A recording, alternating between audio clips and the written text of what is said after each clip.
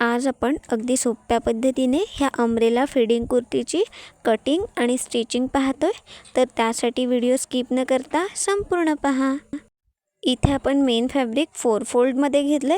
समोरच्या साईडला ह्याची ओपन बाजू आहे। फॅब्रिकची घडी घेत असताना 36 छातीनुसार छातीचा चौथा भाग आणि त्यामध्ये 1 इंच शिलाई मार्जिन अशा पद्धतीने इथे मी घडी घेतली आहे। त्यानंतर टॉप पार्टची उंची घेतली आहे 13 इंच, त्यामध्ये 1 इंच शिलाई मार्जिन अशा पद्धतीने घडी घेतल्याने आपलं कापड वाया जात नाही। गळा रुंदी घेतोय आपण 3 इंच, गळ्याची खोली घ्यायची आहे 6 इंच। पुन्हा बंद बाजूकडून 3 इंचाला मार्क करून इथे हा बॉक्स तयार करून घेतोय। ह्या बॉक्समध्ये तुम्ही तुमच्या आवडीनुसार कोणत्याही गळ्याचा शेप देऊन घेऊ शकता।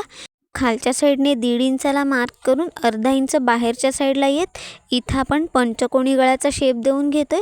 आता ही लाईन आपल्याला वरच्या साईडला जोडून घ्यायची आहे। पहा, अगदी सोपी पद्धत आहे।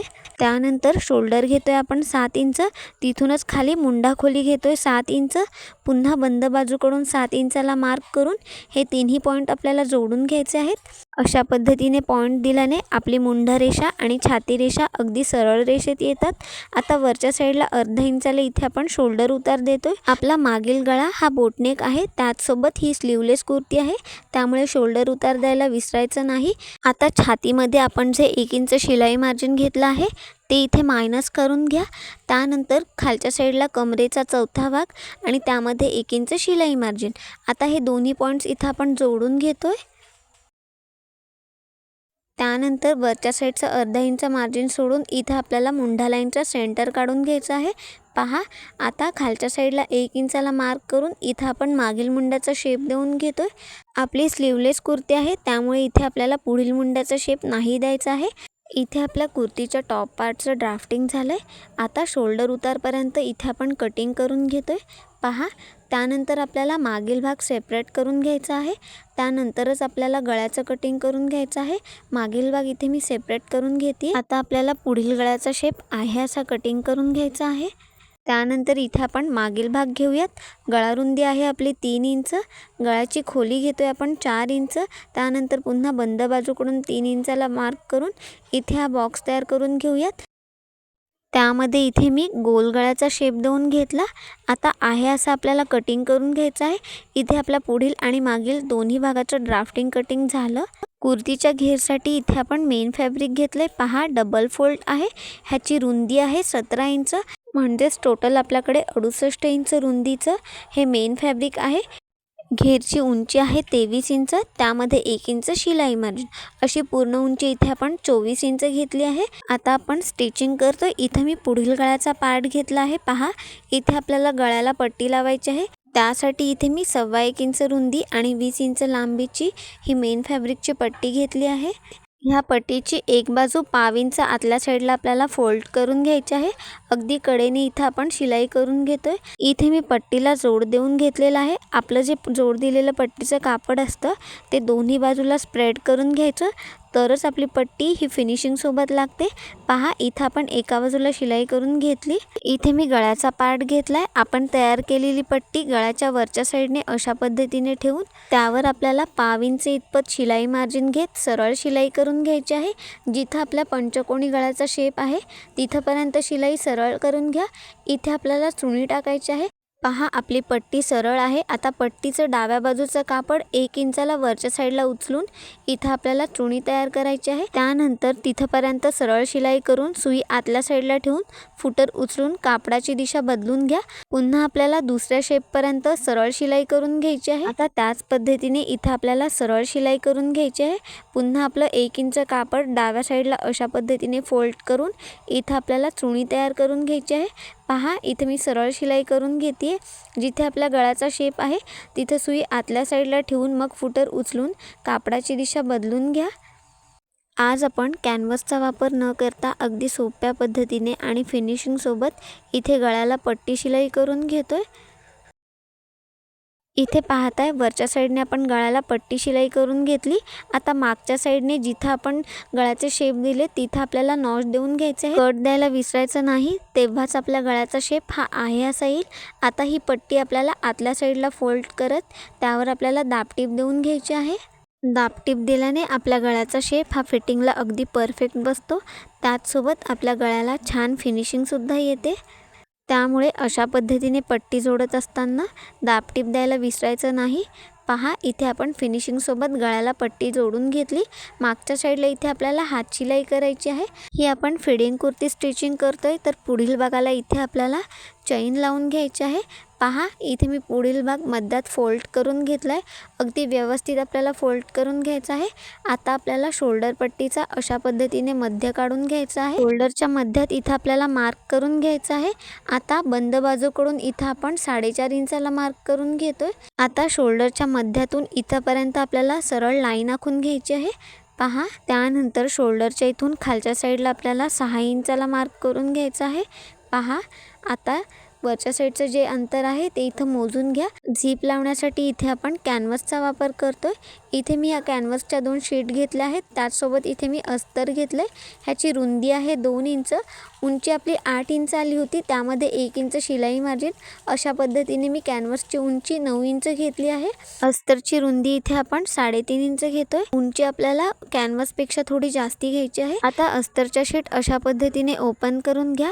त्यावर आपल्याला कॅनव्हसच्या शीटची चमकणारी बाजू खालच्या साईडला ठेवून घ्यायची आहे. चमकणारी बाजू खालच्या साईडला ठेवून त्यावर हीट दिल्याने आपली कॅनव्हसची शीट ही अस्तरला चिटकते. पहा, ह्यावर मी आता इस्त्री फिरवून घेतली. आता कॅनव्हसच्या शीटवर आपण जे 1 इंच एक्स्ट्रा मार्जिन घेतलं होतं तिथं आपण मार्क करून घेतोय.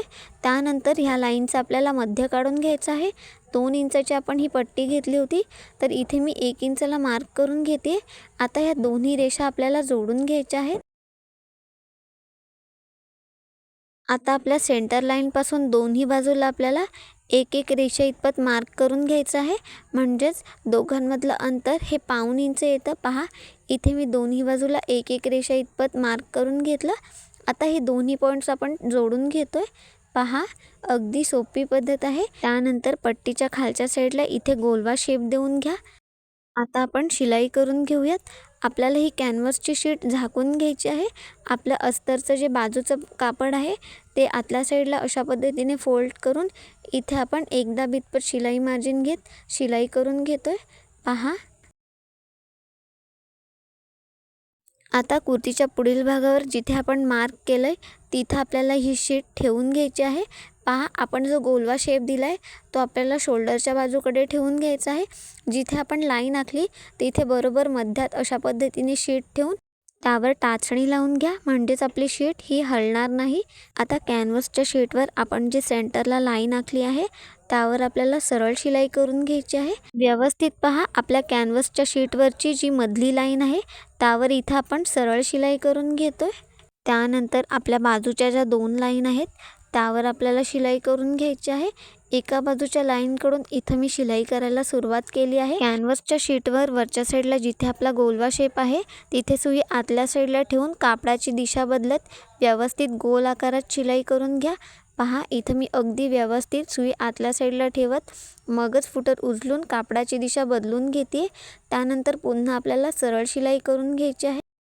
आता कॅनव्हसच्या शीटवर आपण जी मधली शिलाई दिली होती तिथे आपल्याला कट मारून घ्यायचा आहे. पहा, वरच्या साईडला जो गोलवा शेप आहे तिथं V शेपमध्ये कट मारून घ्या. अशा पद्धतीने कट दिल्याने आपल्या मेन फॅब्रिकच्या वरच्या साईडला चुण्या येत नाही. त्यामुळे कट द्यायला विसरायचं नाही.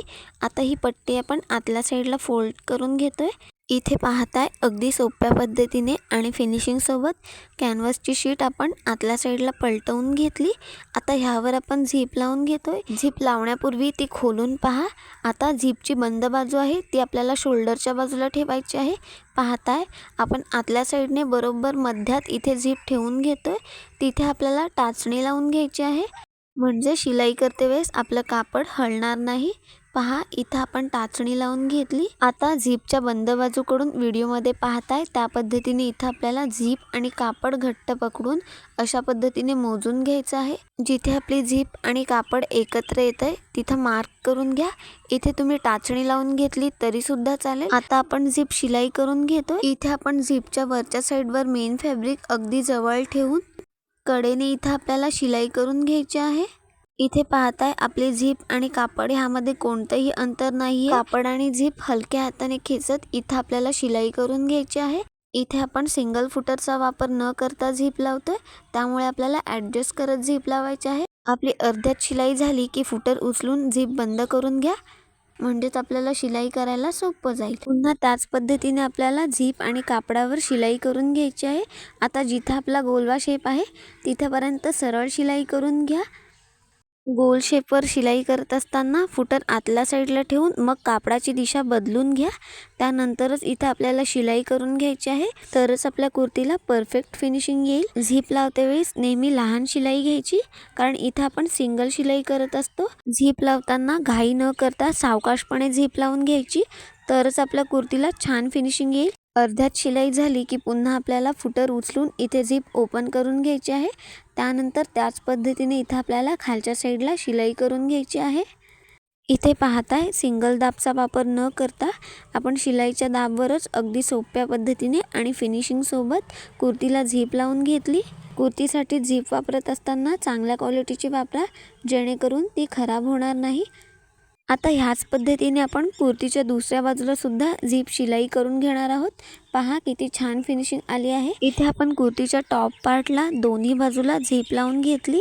पहा आता आपण मागील भागाची शिलाई पाहतोय. इथे मी मागील भाग समोरच्या साईडने अशा पद्धतीने ओपन करून घेतलाय. त्यानंतर इथे आपण 1.25 इंचाची पट्टी पाव इंचाला आतल्या साईडला फोल्ड करून घेतली.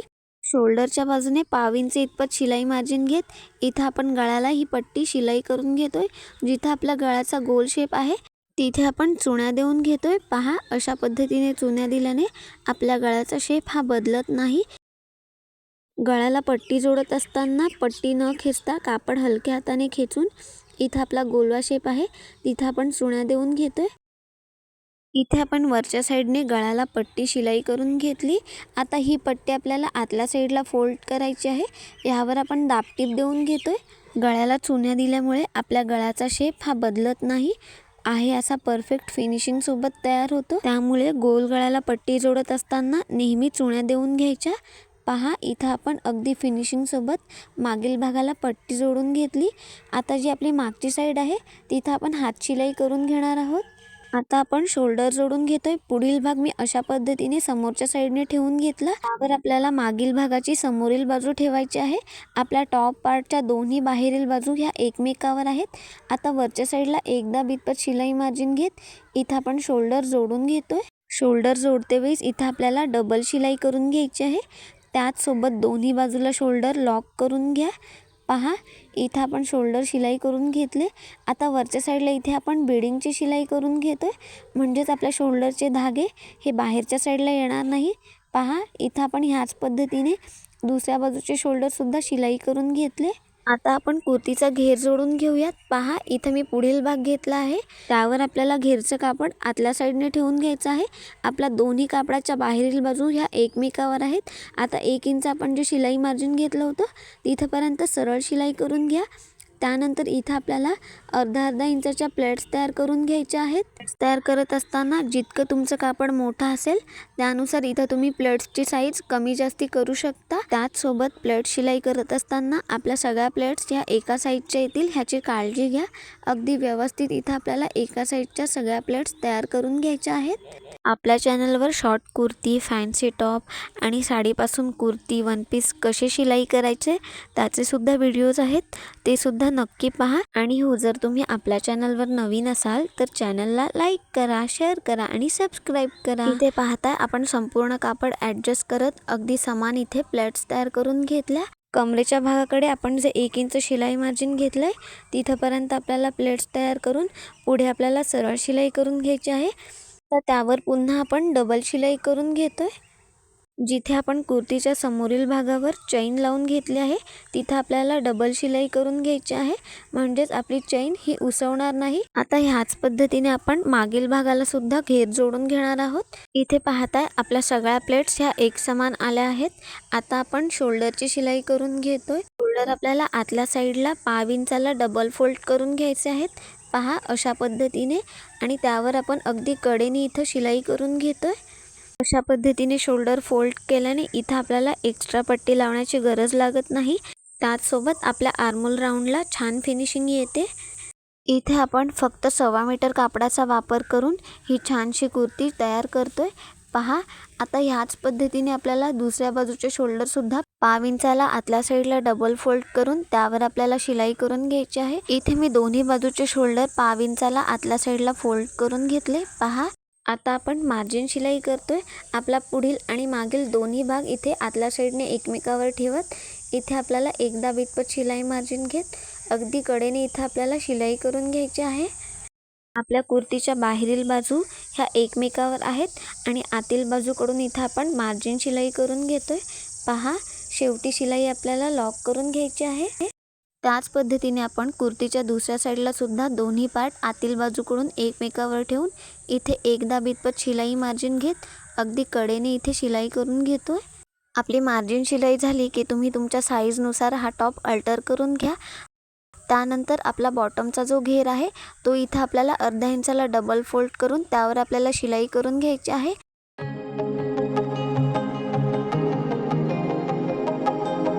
इथे आपल्या संपूर्ण कुर्तीचं कटिंग आणि स्टिचिंग झालं आहे। व्हिडिओ संपूर्ण पाहिल्याबद्दल मनापासून